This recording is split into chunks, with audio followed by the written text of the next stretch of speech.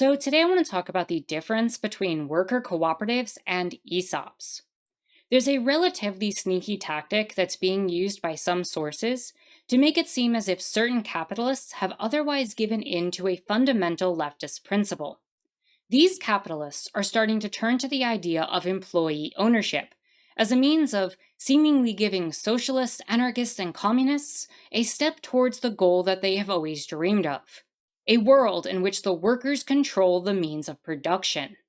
However, we need to be very careful with the way this is being framed, as the underlying trick here is that ownership in this instance doesn't necessarily mean control. To understand the full extent of this, we need to learn the difference between an employee stock ownership plan, or ESOP, and a worker cooperative, and to understand why the former is another attempt to reform capitalism, while the latter is the goal that we should be striving towards. To demonstrate this, let's take a look at an example of the sneaky tactic being employed, and then elaborate on the difference between these different models. So we have here an article from Forbes: Can employee ownership save capitalism? The author of the article starts off with, "As I've researched purpose-driven businesses in recent years, I have frequently returned to one conclusion. Employee ownership is one of the most important levers we have to overcome economic inequality." This doesn't read like the first paragraph or the opening paragraph of a Forbes article. It reads like a socialist paper trying to talk about how workers need to control the means of production. And the article continues like this for a while until you examine and realize the twist that's going on, that they're talking primarily about ESOPs for a very particular reason. So we even have here, while there are many ways that businesses can be sustainable and socially responsible, companies organized with traditional ownership structures will systematically funnel a disproportionate amount of the gains to such owners, and so will only increase the economic inequality that plagues our world. There's another model that one can look at that solves the problem entirely. Once a company has been established, employee ownership enables people to become owners not through their savings, but through their work. Companies share ownership with employees as a benefit, and employees earn it through greater commitment and through contributing ideas to help their companies grow. Again, this sounds fantastic. But the issue is that they're talking about the difference between the model that, say, Walmart has, which is a traditional capitalist industry, and Publix, which operates on an ESOP model. In fact, they'll talk a lot about ESOPs, employee stock ownership plans, but they never actually once mention a worker cooperative here, and that's for a key reason. And that has to do with the difference between the two. Now, an ESOP is a federally regulated employee benefit plan that gives ownership interest to workers by allocating shares from an ESOP trust. So the funding for the company is allocated to a trust that controls the shares that the workers don't actually control, and then they are able to get some benefits from that trust. Whereas a worker cooperative is a member-owned business entity in which worker owners have a controlling interest and who elect the governing body on a one-member, one-vote basis. So essentially, it's direct democracy, or a form of democracy in the workplace. That's the key differences. And when we look at the major differences between ownership and voting rights, we find that there's a huge disparity between these two. And while you can look at the summaries here, what I will say is that the key difference really come down to controlling the company and how ownership functions. In a worker cooperative, there's a tendency towards a horizontal structure, where everyone has an equal share in the decision-making and everyone has an equal share in the profits of the company. Even when more hierarchical models are enacted by worker cooperatives, maybe they decide to vote in a manager or vote in a CEO to run the company, while those positions may get very small gains in terms of financial compensation, they don't have additional votes in the company itself and can be removed pretty much at any time.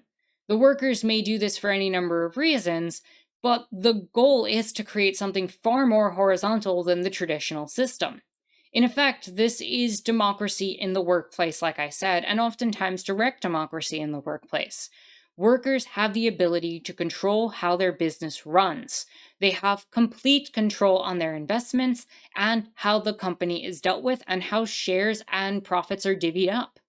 On the other hand, ESOPs don't actually promise the workers to be able to make a single decision within the company itself. In fact, they don't even own their shares, as those are being held in a trust by a third party, and those shares can't even be used to vote. Thus, in most instances, companies like this, that are ESOPs, run like traditional companies with authoritarian bosses making decisions, including many of the worst outcomes for workers that often require unions to help try to resolve. The difference is that workers have further incentive to stay with the company despite its terrible practices, as once they leave the company, if they're a full time employee, they will be granted the value of their trusted shares in the company at that time. Now, there's not a guarantee of how many of the shares will be allotted to the workers or how often they will accrue those shares. Oftentimes, it's done as a per hour or per year basis to determine how many shares you get, but it can also be tied to your wage. It can also be tied to a lot of other factors. And there's also no guarantee that it's going to be 100% of the company that is put into this ESOP. It could be as low as, say, 30%, and the workers are sharing 30 while the company is otherwise normally and traditionally functioning on the other 70%.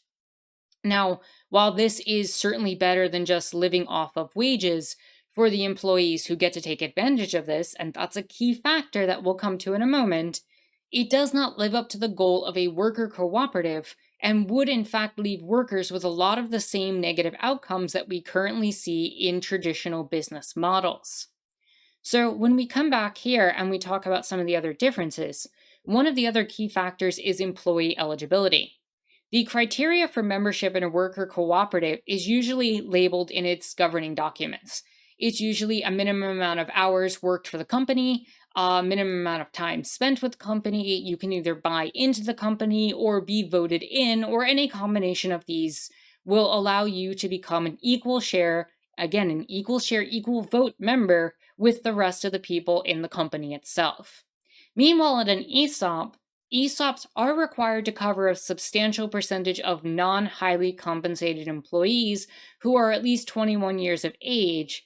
However, there's a lot of issues about who gets excluded in these models. For example, ESOPs may exclude people who are considered to be leased employees, independent contractors, and again, independent contractors are a common loophole of traditional businesses where oftentimes they will avoid trying to hire a, traditional employee because they don't want to have to pay this particular person benefits or pay their taxes. So they'll hire them as an independent contractor as a loophole. So this can still happen in an ESOP where they bring in people as independent contractors who don't actually get the benefits of the ESOP itself. There's also collective bargained employees because union employees, since union agreements typically negotiate retirement benefits that do not include ESOP participation for very good reason, they are often excluded from these arrangements, as well as non-resident aliens within the US. There's another population, however, that's not really being addressed here. Maybe they mean it under the legal definition of leased employees, but the issue comes down to temp employees. ESOPs are notorious for hiring them. In fact, in an article here by David Von Dusem of Vermont, at Green Mountain Coffee Roasters, I talked with a 10-year veteran of the company. He affirmed the benefit package and pay provided by the company is very good, and he's particularly happy with the additional pay accrued by his stake in the ESOP. However, he also confides that in his opinion, the company employs too many temps. As at many ESOPs, temps are part-time workers and are not eligible for ownership or benefits and commonly receive no more than $9 an hour. The Human Resources Department reports that there are currently 60 part-time workers and 7 temps employed by the company. One former temp told me his experience at the company was not qualitatively different than at any other non-ESOP factories. He says, I don't see any signs of anything being any utopian pleasure palace. I saw people just trying to get through the day with equipment that was malfunctioning and deadlines that were to be met and demands by management to make more portions for sale. As for the coffee company's claims of establishing a culture of ownership, he charged, they said there was an open door policy, but saying that there was and actually accepting any feedback are two different things. The only feedback that management wanted to hear was, yes, I will work harder. So, this is another major difference where ESOPs can often have the exact same outcomes by using temp employees. It's only full time employees and oftentimes managers that will find themselves in these better pay outcomes for their retirements. And given how many companies in this day and age under traditional capitalist models have turned to temp employees and part time workers, especially in retail, this won't really see a substantial difference. So, finally, we have here that there's a difference in how payment is done. So, payments of dividends. So, what we have here is that in a worker cooperative, a patronage dividend is given at the end of every year. And basically, this end of year payout is based on the profits of the cooperative itself.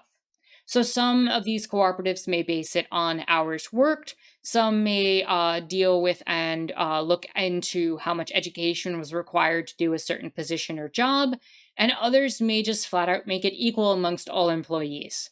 But however it is distributed, the share of the end of year profits are directly shared amongst the workers in a way that they've agreed upon, and often has little difference between the highest and lowest paid workers, as these values are democratically set amongst the workers themselves. But in an ESOP, you're not necessarily paid the dividends from your own company. And the amount that you get paid in retirement at the end really isn't exactly helping you during the time that you're working at the company. You're getting paid your wages, but the company is still extracting profit for years at a time until you eventually leave the company or retire, and you're paid that lump sum or paid out retirement fee from the cash that you've accrued over the years. And so there's other differences in how the state looks at taxes and financing, but those are really the key differences between these types of companies. And I think that these key differences make it evident that a worker cooperative is an actual leftist outcome, whereas ESOPs can only provide a slightly better version of capitalism. Without workers being in control, and I mean direct control, directing what happens in their work environments, nothing is fundamentally going to change about things like working conditions. And we will still see outcomes where people will be put in dangerous conditions without seeing the profit that the company would otherwise make.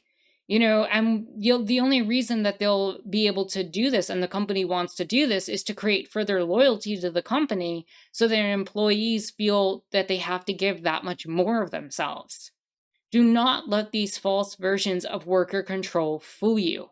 While they may be better for some than our current system, they are a distraction from vastly superior models that ensure that workers actually control the means of production through direct control and democracy in the workplace. So with that said, if you've enjoyed what you've watched here today, consider liking the video, subscribing, as well as leaving a comment, and joining my Discord where we have political conversations like these.